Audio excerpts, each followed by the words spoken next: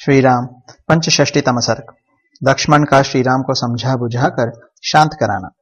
सीताहरण के शोक से पीड़ित हुए श्री राम जब उस समय संतप्त हो प्रलय कालिक अग्नि के समान समस्त लोगों का संहार करने को उद्यत हो गए और धनुष की डोरी चढ़ाकर बारंबार उसकी ओर देखने लगे तथा लंबी सांस खींचने लगे, साथ ही कल्पांत काल में रुद्रदेव की भांति समस्त संसार को दग्ध कर देने की इच्छा करने लगे, तब जिन्हें इस रूप में पहले कभी नहीं देखा गया था, उन अत्यंत कुपित हुए श्री राम की ओर देखकर लक्ष्मण हाथ जोड़ सूखे हुए मुंह से इस प्रकार बोले।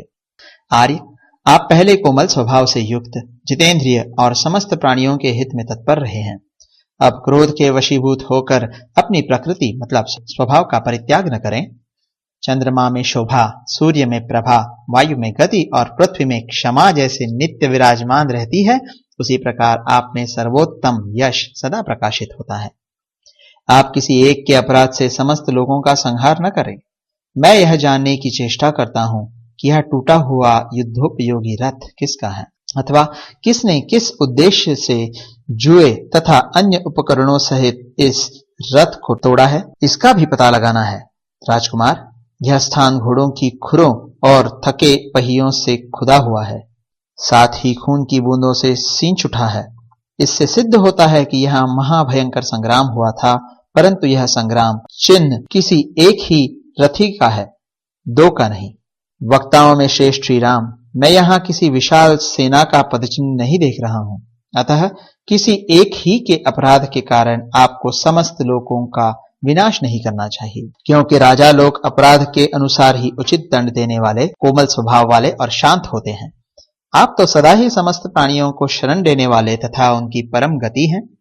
रघुनंदन, आपकी स्त्री का विनाश या अपहरण कौन अच्छा समझेगा? जैसे यज्ञ में दीक्षित हुए पुरुष का साधु स्वभाव वाले ऋत्विज कभी अप्रिय नहीं कर सकते, उसी प्रकार सरिताएं, समुद्र, पर्वत, देवता, गंधर्व और दानव कोई भी आपके प्रतिकूल आचरण नहीं कर सकते।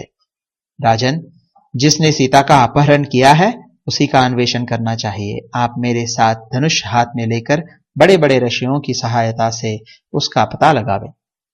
हम सब लोग एकाग्रचित्त हो समुद्र में खोजेंगे, पर्वतों और वनों में ढूंढेंगे, नाना प्रकार की भयंकर गुफाओं और भांति भांति के सरोवरों को छान डालेंगे तथा देवताओं और गंधर्वों के लोकों में भी तलाश करेंगे। जब तक आपकी पत्नी का अपहरण करने वाले दुरात्मा का पता नहीं लगा सके, तब तक हम अपना यह प्रयत्न जारी रखेंगे।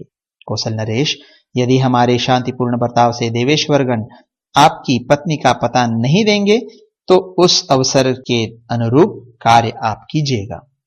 नरेंद्र, यदि अच्छे शील स्वभाव, सामनीति, विनय और न्याय के अनुसार प्रयत्न करने पर भी आपको सीता का पता न मिले, तब आप स्वर्णमय पंख वाले महेंद्र के वज्रतुल्य बाण समूहों से समस्त लोगों का संहार कर डालें। इस प्रकार श्री वाल्मीकि निर्मित आर्ष रामायण आदि काव्य के अरण्य कांड में 65वां सर्ग पूरा हुआ।